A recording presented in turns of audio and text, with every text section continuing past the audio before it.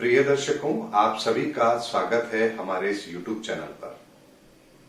दर्शकों, बहुत बार ऐसा होता है जब हम अपने जीवन में ये जानना चाहते हैं कि वो घटना हमारे जीवन में कब घटित होगी। जैसे बहुत से लोगों का प्रश्न होता है, हमारा अपना मकान कब बनेगा। बहुत से लोगों का प्रश्न होता है, हमारी नौकरी कब लगेगी। बहुत से लोगों का प्रश्न होता है कि हमारा बिजनेस सही ढंग से कब चलेगा। या बहुत से लोगों का यह प्रश्न होता है कि जीवन में उनके अच्छा समय कब आएगा। और इन प्रश्नों के उत्तर के लिए ही अमूमन सभी लोग एस्ट्रोलॉजर्स के पास जाते हैं और एस्ट्रोलॉजर्स अपनी गणित के आधार पर उन्हें बताते हैं कि वो कौन सा समय है जब उनकी ये इच्छाएं पूरी हो सकती हैं। लेकिन इनके अलावा भी हमें कुछ चीजें अपनी जिंदगी के अंदर जानना बेहद जरूरी है और यदि हम उन चीजों को जान जाएंगे तो ये घटनाएं हमारे जीवन के अंदर बहुत ही प्रभावी ढंग से घटित भी होंगी। दर्शकों, जब हम कुंडली को देखते हैं तो उसमें सबसे पहला घर होता है जिसे हम लग्न कहते हैं। आज हम इस वीडियो में केवल और केवल लग्न के संदर्भ में बात करेंगे क्योंकि लग्न ही सबसे महत्वपूर्ण चीज है।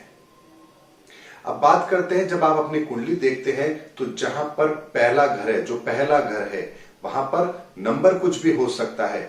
1 से लेकर के 12 नंबर तक कुछ भी लिखा हुआ हो सकता है। 1 नंबर का मतलब मेष राशि, 12 नंबर का मतलब मीन राशि। इनके बीच में 1 से 12 के बीच में कोई सा भी अंक वहां हो सकता है और जो अंक वहां पर लिखा है उससे संबंधित राशि ही आपका लग्न कहलाती है। यानी 5 है तो सिंह लग्न, 4 है तो कर्क लग्न, 7 है तो तुला लग्न। इसके संदर्भ में मैं ज्यादा डिटेल में नहीं जाऊंगा, आप सब लोग जानते हैं कि कौन सी राशि का कौन सा अंक होता है। अब यहां पर सबसे पहले एक चीज को समझिए, जो आपका लग्न है आप उसी एनर्जी के व्यक्ति हैं। यदि 1 नंबर लिखा है तो आप मेष लग्न के जातक हैं और मेष लग्न के जातक हैं तो आप मंगल प्रधान व्यक्ति हैं। यानी कि आपके अंदर मंगल की एनर्जी ज्यादा पॉजिटिव तरीके से काम करती है। यदि आप वहां पर 3 नंबर लिखा है, इसका मतलब है आप बुध प्रधान व्यक्ति हैं और बुध की एनर्जी आपके लिए सबसे पॉजिटिव है। यदि 4 नंबर लिखा है तो आप चंद्रमा प्रधान व्यक्ति हैं, यानी कि भावनात्मक रिश्ते आप बहुत अच्छी तरह से निभा सकते हैं, आप बहुत भावुक किस्म के इंसान होंगे। इसी तरीके से 12 लग्न और उसके ग्रहों के स्वामी, उसके आधार पर यह निर्धारित होता है कि हमारे अंदर किस तरह की एनर्जी है। अब बात आती है कि वहां पर कौन सा ग्रह बैठा हुआ है। बहुत से लोगों की कुंडली में वहां पर कोई ग्रह होगा और कुछ लोगों की कुंडली में वहां कोई ग्रह नहीं होगा। तो जो ग्रह आपकी कुंडली के अंदर लग्न में बैठे हैं, एक भी हो सकते हैं, एक से अधिक भी हो सकते हैं और हो सकता है कोई ग्रह वहां ना बैठा हो। इसका मतलब यह नहीं है कि आपके अंदर कोई एनर्जी नहीं है, बिल्कुल आपके अंदर एनर्जी है, लेकिन किसी ग्रह के वहां बैठ जाने से आपकी पर्सनालिटी में इंप्रूवमेंट और हो जाता है। अगर एक ही ग्रह है तो उससे संबंधित एनर्जी भी आपको मिलेगी, एक से अधिक पॉजिटिव ग्रह है तो उनसे संबंधित एनर्जी आपको मिलेगी। लेकिन यदि मान लीजिए वहां पर कोई ग्रह है और वो आपकी कुंडली के अंदर नेगेटिव है तो यहां पर वो आपकी पर्सनालिटी को डैमेज जरूर करेगा। दर्शकों, इसीलिए हर व्यक्ति का स्वभाव भी अलग होता है क्योंकि उसकी पर्सनालिटी इन ग्रहों के आधार पर ही तय होती है। जैसे ग्रहों की एनर्जी आपके फ्लो कर रही है उसी के आधार पर आपका व्यक्तित्व होता है और उसी के आधार पर आप अपना व्यवहार दूसरों से करते भी हैं। इसीलिए लग्न का महत्व बहुत होता है और ये लग्न ही तय करता है कि आप किस तरह के व्यक्ति हैं, किस तरह की आपकी सोच है, जिंदगी को आप किस तरीके से लेते हैं और जिंदगी के अंदर क्या चीज आपके लिए महत्वपूर्ण है और जिंदगी के अंदर हर काम को करने के लिए आप किस तरह की एनर्जी का यूज अपनी जिंदगी में करते हैं। इसके आधार पर यह तय होता है कि जिंदगी में क्या वो आप काम करेंगे या नहीं करेंगे। जैसे मैं आपको बताता हूं, मान लीजिए कर्क लग्न की कुंडली है और वहां पर शनि भी लग्न में ही बैठा हुआ है। ऐसा व्यक्ति आलसी भी होगा, डिसीजन बहुत आसानी से नहीं लेता होगा। और यदि मान लीजिए यहां पर बुध भी साथ में बैठा हो और सूर्य भी साथ में बैठा हो, ऐसे जातक को कभी अपना भलाई कभी समझ में आएगी ही नहीं। यानी वो सारे काम कर सकता है लेकिन अपने भले के लिए कभी नहीं सोच सकता। यहां पर सूर्य और शनि की युति उसे इरिटेट करने वाला इंसान बना देगी और बुध की वजह से वो अपना भला बुरा नहीं सोच सकता। अब ऐसे जातक की कुंडली यदि जब आपके सामने हो और वो आपसे सवाल ये करे कि बताइए मेरी नौकरी कब लगेगी, तो यहां पर यदि उसका दशम भाव सही होगा तो भी वो व्यक्ति आसानी से नौकरी नहीं कर पाएगा। कारण कि उसकी पर्सनालिटी ऐसी है कि जहां भी वो बैठ करके काम करेगा कुछ समय बाद वहां के लोग उससे परेशान हो जाएंगे, या तो वो खुद नौकरी छोड़ देगा या लोग उसे नौकरी से बाहर निकाल देंगे। ऐसे में ग्रहों की अच्छी युति भी, ग्रहों के अंदर महादशा अच्छी होने के बाद भी वो व्यक्ति अपने जीवन के अंदर अच्छे ग्रहों के रिजल्ट नहीं ले पाता है। कारण वही आता है कि यहां पर व्यक्ति का व्यक्तित्व ही ऐसा है जो उसको सही दिशा में काम नहीं करने देगा। इसीलिए दर्शकों, हमेशा एक बात को समझिए कि आपके लग्न का बेहतर होना बहुत जरूरी है। यदि आपका लग्न बेहतर है, आपकी पर्सनालिटी अच्छी है, आपका व्यक्तित्व अच्छा है, तभी आप अपने जीवन के अंदर उन सभी कामों को प्रभावी ढंग से कर पाएंगे जो आप करना चाहते हैं। और जब आप उन कामों को ढंग से करेंगे तभी आपको आपके जीवन के अंदर अच्छे रिजल्ट भी मिलेंगे। वरना होगा ये कि आपके सामने अपॉर्चुनिटीज आएंगी लेकिन आप उस अपॉर्चुनिटी को कभी समझ ही नहीं पाएंगे। आप अपने जिद के अंदर आकर, अहंकार के अंदर आकर, अपने व्यवहार के अंदर आकर के उन चीजों को कभी एक्सेप्ट नहीं करेंगे और परिणाम ये होगा कि आप वहां पर अच्छे रिजल्ट नहीं ले पाते हैं। यही होता है जीवन के अंदर।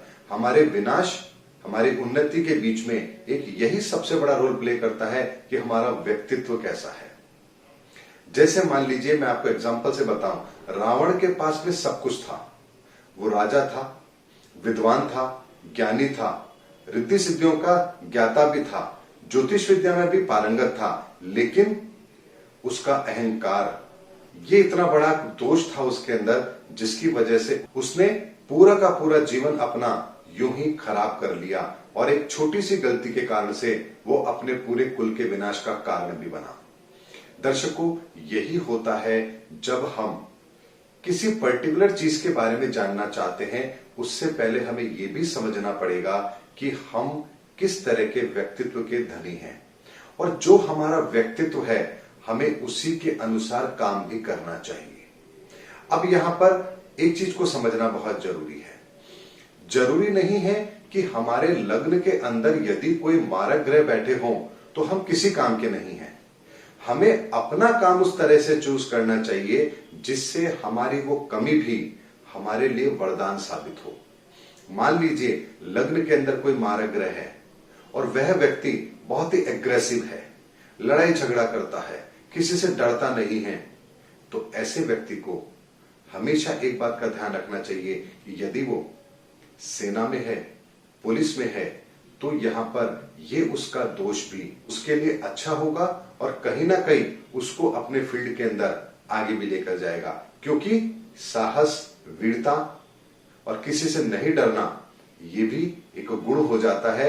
लेकिन यदि वो सिविल सोसाइटी के अंदर रहता है तो ये परेशानी का कारण है। और यही यदि वो पुलिस डिपार्टमेंट में चला जाता है या फिर सेना में चला जाता है तो ये जुनून कहीं ना कहीं उसे अपने उस काम के अंदर बहुत अच्छा फल देगा। मैंने बहुत सी ऐसी कुंडलियां देखी हैं जिसमें बहुत बड़ी कमियां होने के बावजूद भी उन्होंने अपना एक फील्ड इस तरह से चूज किया है जो उनके लिए बहुत ही बढ़िया साबित हुआ है। कारण वही है कि जो योग्यता उनको उस काम के लिए चाहिए थी वो उस ग्रहों की कमी की वजह से बन रही थी। जैसे मैं आपको यहां पर बताऊं, तीसरे भाव में यदि मान लीजिए कोई मारक ग्रह बैठा है और वह व्यक्ति अपने लिए कभी कोई काम नहीं करेगा, जैसे केतु का उदाहरण लेते हैं। तीसरे भाव में केतु यदि नेगेटिव है तो वह व्यक्ति जब दूसरों के लिए काम करेगा तो उसके रिजल्ट उसको अच्छे मिलेंगे, लेकिन जब खुद के लिए कोई काम करने की कोशिश करेगा तो यहां पर उसको उसके रिजल्ट अच्छे नहीं मिलेंगे। ऐसे में वो क्या करे?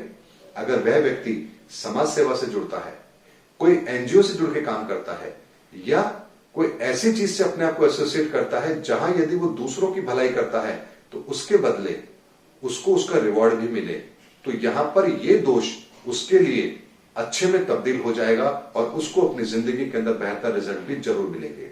इसीलिए दर्शकों, एक एक घर का आपस में कनेक्शन है और उन पूरी चीजों को देखने समझने के बाद ही हमें इस बात का सही उत्तर मिलता है कि जीवन के अंदर जो चीज हम चाहते हैं वो हमें मिलेगी भी या नहीं मिलेगी। ऐसे में कई बार योग के बनने के बावजूद भी व्यक्ति को वो चीज नहीं मिलती है।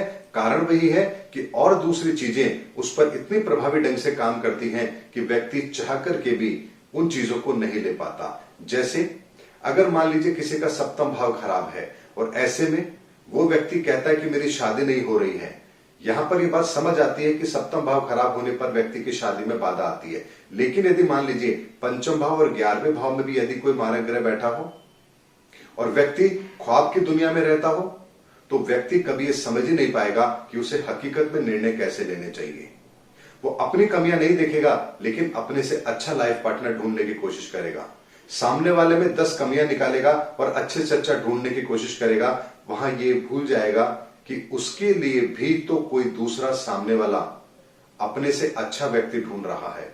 ऐसे में हम तो अपने से 21 चाहते हैं लेकिन चाहते हैं कि सामने वाला अपने से 19 हमगे को स्वीकार कर ले। ऐसा नहीं होता है।